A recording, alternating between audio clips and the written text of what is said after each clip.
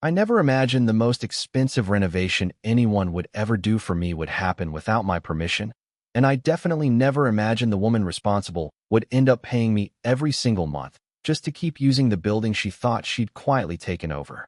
Looking back now, it almost sounds made up, like one of those neighborhood stories that gets exaggerated every time it's told around a backyard barbecue.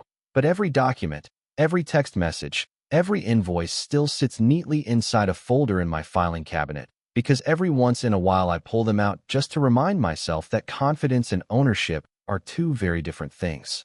My name is Rachel Harper. I'm 38 years old, and I teach history at a public high school in northern Michigan, in a little lakeside town called Pine Harbor. I grew up there, left for college, then came back because my parents were getting older and because, despite what people think, there really is something comforting about knowing every street before your GPS does.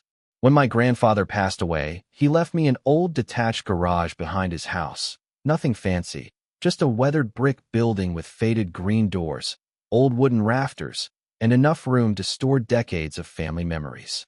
My grandparents had never thrown anything away. Christmas decorations from the 70s, fishing gear that hadn't touched water in years, my grandfather's woodworking bench, my grandmother's old rocking chair. Every corner had something that reminded me of them. Financially, it wasn't worth much compared to the expensive vacation homes popping up around town, but emotionally, it was priceless. Then Pine Harbor started changing. The quiet families who used to wave from their porches slowly disappeared, replaced by luxury lake houses owned by people who only showed up a few weekends every year. Coffee shops became boutique cafes, hardware stores became wine bars, and somehow the homeowners association transformed from a group that reminded people to trim hedges into a tiny government that seemed convinced it could solve every problem by creating another rule. That's where Linda Prescott came in. She and her husband bought a beautiful lakefront property for well over $1 million, renovated every inch of it. Then within months, she somehow became HOA president. She wasn't loud, at least not at first. She smiled constantly, complimented everyone's flowers, remembered first names almost instantly, and had this polished way of speaking that made every request sound perfectly reasonable.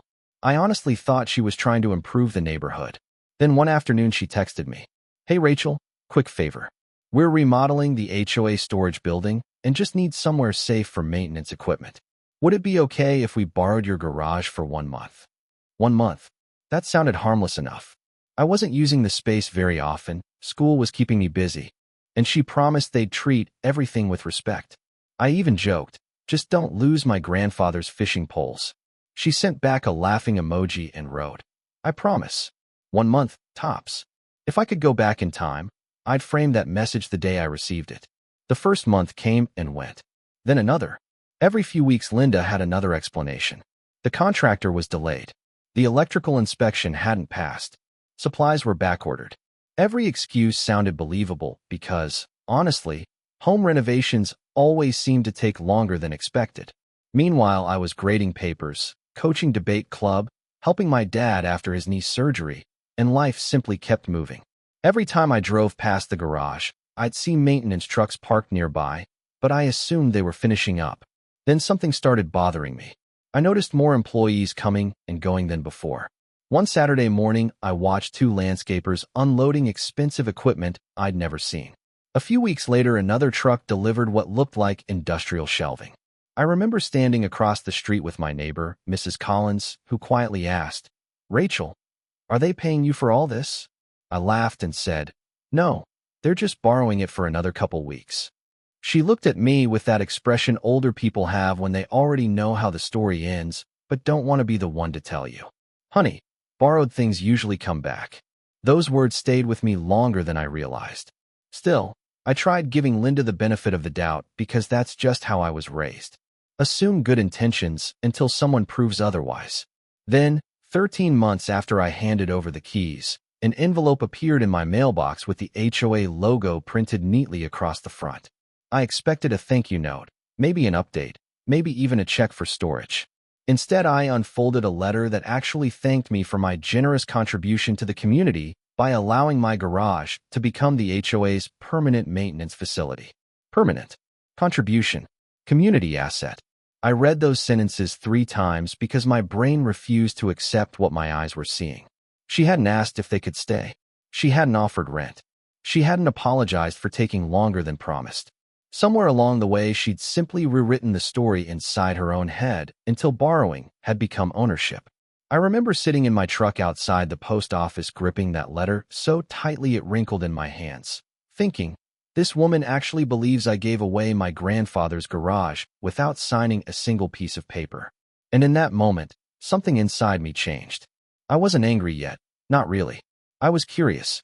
Because if someone could convince themselves of something that absurd, I wanted to know exactly how far they'd gone while I wasn't looking. The next afternoon, I drove over with the spare key still sitting in my purse. Mostly because some part of me hoped there had been a misunderstanding, that maybe the letter had been poorly worded and Linda would laugh, apologize, hand me the keys, and we'd all move on. Instead, I pulled into the gravel driveway behind the garage and honestly thought I'd stopped at the wrong building. The faded green doors had been repainted charcoal gray. Motion lights had been installed above both entrances. A keypad lock I had never approved sat where my grandfather's old brass handle used to be, and through the side window, I could see bright LED lighting flooding every corner of the interior. I unlocked the door with my old key, stepped inside, and just stood there. The place looked less like my family's garage and more like a commercial warehouse. Heavy-duty steel shelving lined the walls. Lawn equipment, pressure washers, leaf blowers, chemical storage cabinets, and neatly labeled maintenance supplies filled almost every square foot. My grandfather's workbench had been shoved into a corner with boxes stacked on top of it, and my grandmother's rocking chair was buried beneath extension cords and traffic cones. It felt strangely personal, almost like walking into someone else's house and finding all your family photographs shoved into a closet. One of the maintenance workers looked up from organizing equipment and smiled politely. "Morning. You here to see Linda?" I blinked. "Actually, this is my garage." His smile disappeared so fast, it almost made me feel sorry for him. "Wait, I thought the HOA owned this place." I asked who told him that, and he shrugged. "Everybody says it's HOA property now." That sentence bothered me more than the renovations themselves because it meant this story had been repeated enough times that employees accepted it as fact. I quietly took pictures of everything. Every shelf, every electrical outlet, every air conditioning unit mounted high on the wall, every expensive improvement. Then I walked outside and sat in my truck for almost 20 minutes before starting the engine. I wasn't crying. I wasn't furious. I was thinking. History teachers spend their careers explaining that people rarely lose things overnight. They lose them one small assumption at a time. That evening, I dug through every folder my grandfather had left behind until I found the original deed from 1964, still inside an old manila envelope with his handwriting across the front. A few minutes later, I found the transfer paperwork my mother had signed after settling his estate. Every document pointed to exactly one owner. Me. No easements. No shared access agreements. No HOA rights. Nothing. The next morning, I made an appointment with a local property attorney named David Mercer. I expected a long legal lecture. Instead, he spent about 15 minutes reading my paperwork, another 5 minutes reading Linda's original text messages, then leaned back in his chair with the tiniest smile I'd seen all day. "Rachel, did you authorize any of these renovations?" "No." "Did you sign a lease?" "No." "Did you agree to donate the property?" "Absolutely not." He nodded slowly before saying something that completely changed my outlook. "Then she may have accidentally increased the value of your building using her own money." I laughed because I assumed he was joking. He wasn't. He explained that under state property law, permanent improvements made to someone else's real estate without permission generally become part of that property. In other words, those air conditioners, those electrical upgrades, those shelves, they didn't belong to Linda anymore. They belonged to the owner of the garage. Me. I remember sitting there trying to process what I'd just heard. For 13 months, I'd been feeling guilty for wanting my own building back, while Linda had unknowingly spent thousands improving an asset she didn't own. David wasn't interested in revenge. Neither was I.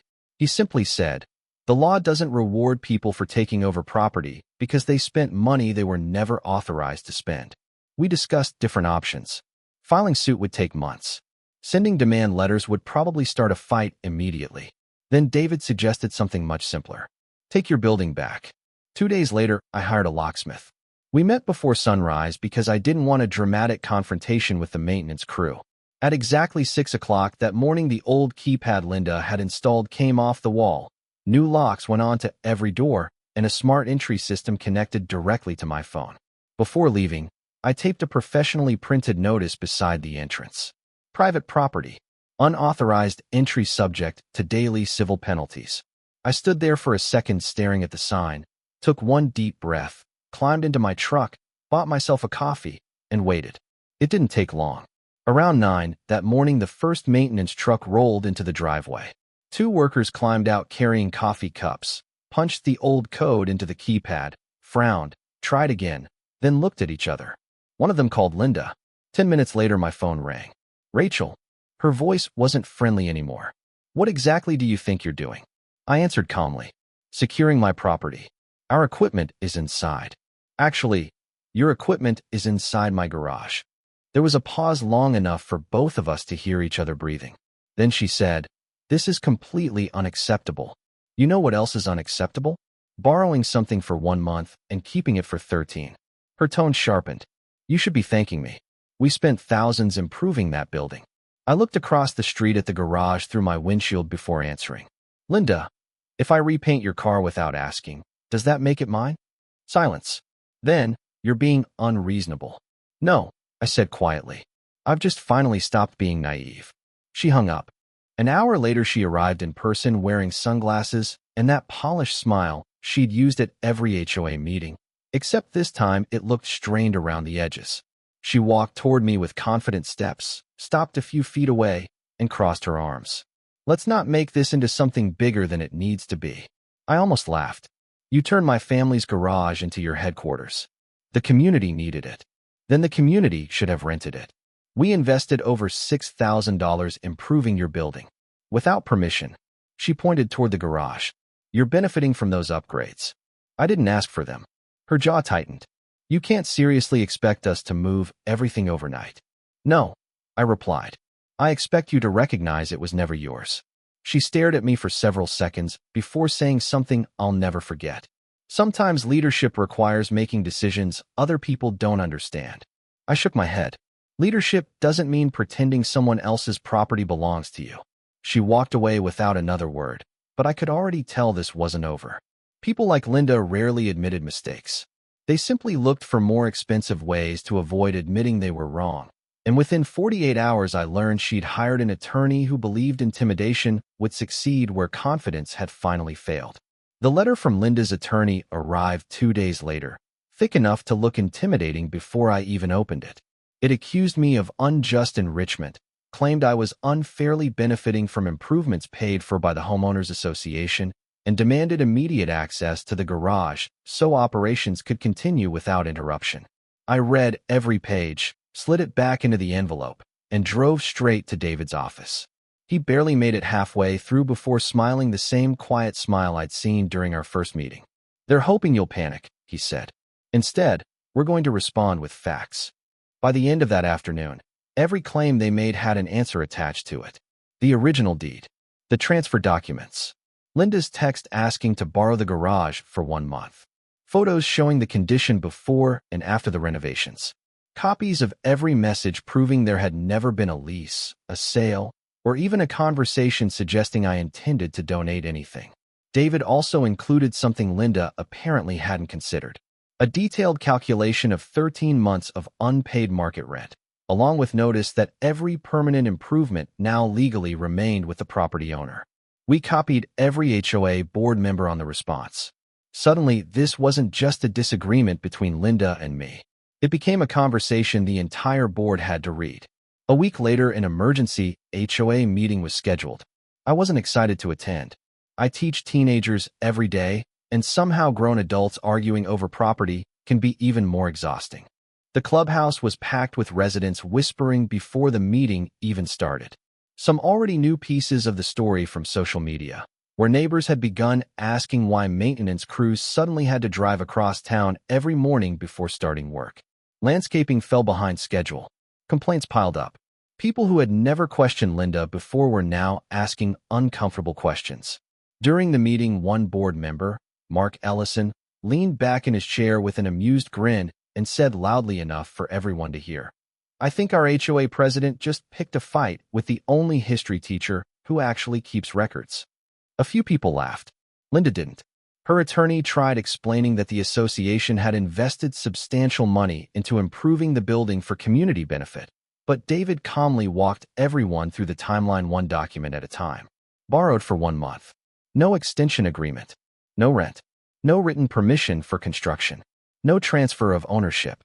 No donation. By the time he finished, the room had gone almost completely silent. The facts spoke louder than anyone's opinions ever could. Afterward, Linda asked if we could talk privately. We stepped outside into the evening air overlooking the lake, and for the first time since I'd met her, she looked tired instead of confident. "Rachel," she said quietly, "there has to be a compromise."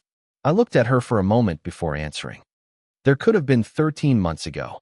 She offered to split the value of the improvements. I declined. She offered to remove everything. I reminded her that would only create more damage.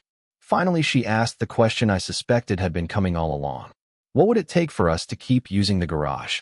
I had already discussed that possibility with David. I handed her a lease agreement. 5-year minimum term. $820 per month. Automatic late fees beginning after the first missed day. 10 days without payment meant immediate termination of the lease. Any abandoned equipment became my property.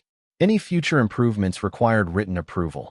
If the HOA ever dissolved or moved out, every upgrade stayed exactly where it was. She flipped through the pages in complete silence. Then she looked up. "You're serious?" "Completely. This is expensive. So was assuming my garage belonged to you." For nearly a minute, she just stood there holding the contract. Then, without another argument, she signed it. A cashier's check covering the back rent, legal settlement, and other agreed costs arrived less than 2 weeks later. Watching that check clear my bank account felt satisfying, but oddly enough, it wasn't the best part. The best part came months later, when the first automatic lease payment arrived right on schedule. Then another. Then another. Every month, that little notification reminded me of something my grandfather used to say whenever someone tried taking shortcuts.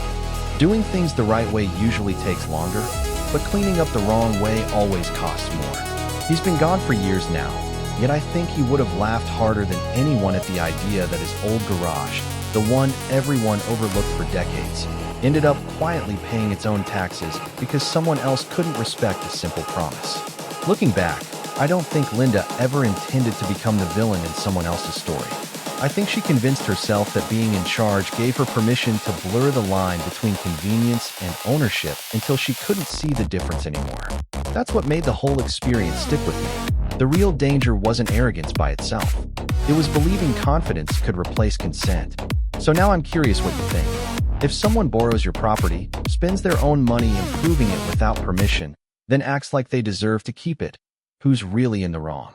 Should I have accepted her first compromise, or was standing my ground the only fair outcome? Share your thoughts in the comments, because I genuinely want to hear where you draw that line. And if you enjoy stories about ordinary people standing up for themselves when power and entitlement go too far, make sure to like the video, subscribe to the channel, and I'll see you in the next story.